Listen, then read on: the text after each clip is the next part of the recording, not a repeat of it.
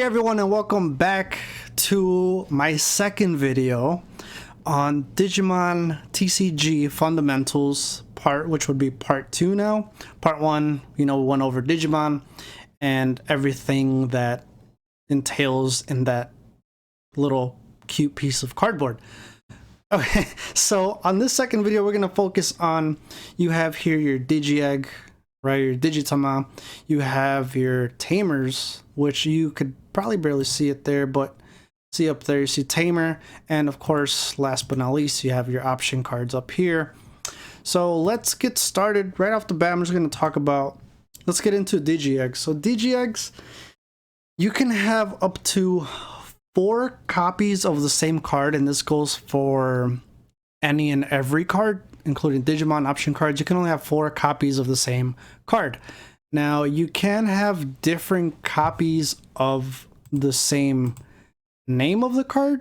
So let's see here. Let me show you real quick. So I have Coromon here. I could have 4 of those, and I can have, 4 of these Coromons. But, you'll never have 8 digi-eggs because you can only have up to 5 digi-eggs. But, that's for Digimon, Tamer cards, and option cards. You can have multiple of the same ones as long as it's not from the same set. So your starter deck 1, and this is from booster 5. So just a little tip for you guys. All right, so let's get back to these digi-eggs. So digi-eggs, as you can see, they have no attack power. They have no DP up here on the right, top right corner. They are level 2, and obviously same info as, regular Digimon, and they have their inherit effect. So when you digivolve onto a rookie, that rookie gains that inherit effect. As later on, when I get to more videos, and eventually I'll do a video of the playmat, how it works. I'll show you where the digi-eggs go, where your security stack goes. Security is basically your life points, or however you want to refer to it. Basically, you can't attack with these, as I mentioned, it has no attack power, so they're kind of useless until you digivolve into a rookie, and that's pretty much about it with digi-eggs. Then you have your Tamers here.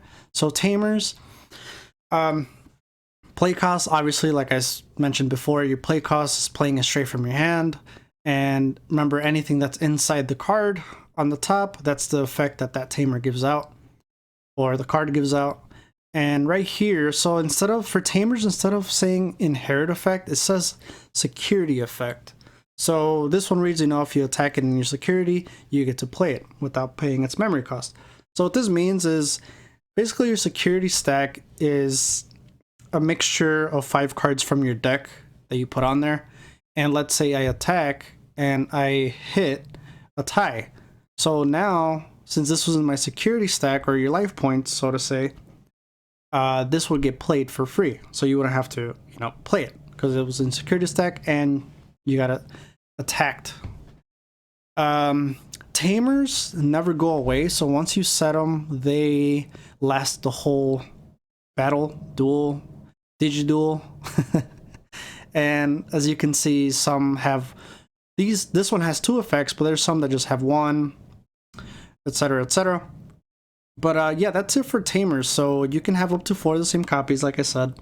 You can play them 2 ways, one being in your security stack when you get attacked, and the most common that you'll play them with is, hard playing them.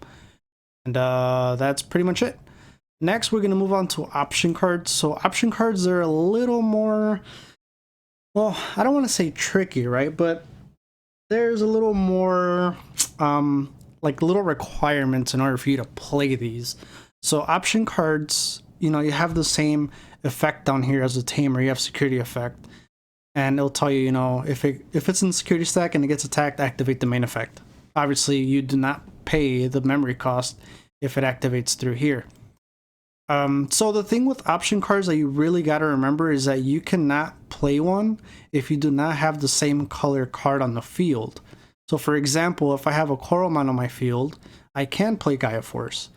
If I have Tai on the field, then I will be able to play Gaia Force because I have a red card on my, just your whole mat. If you don't have one, obviously you can't use it. Now the thing is though, is if you have, let's say you have no cards in your field, and you know you get attacked, and you flip it and it's Gaia Force. Gaia Force does activate. That's the only time it's not restricted that you can't, you know, activate it. Because you don't have a same color card on the field. Just a heads up. So that's really the only difference between option cards and Tamer cards, is that Tamer cards you can play them, doesn't matter. You don't need another, you know, color card there to play it. But option cards you do. So that's, remember that. And that's pretty much it. Okay, that went by quicker than I expected. I thought I was gonna take a little longer. But yeah, that's it. So any questions or anything you guys have, you know, leave down a comment. Something you guys want me to go over, you know, let me know. And yeah, next video I am going to probably do the mat. So I'm gonna, you know, show you the mat, what it looks like, what are the functions of it, where do you put stuff at, and really kind of start getting into getting ready how to play. And yeah, it's pretty exciting. So make sure you guys subscribe, and I will see you on the next video.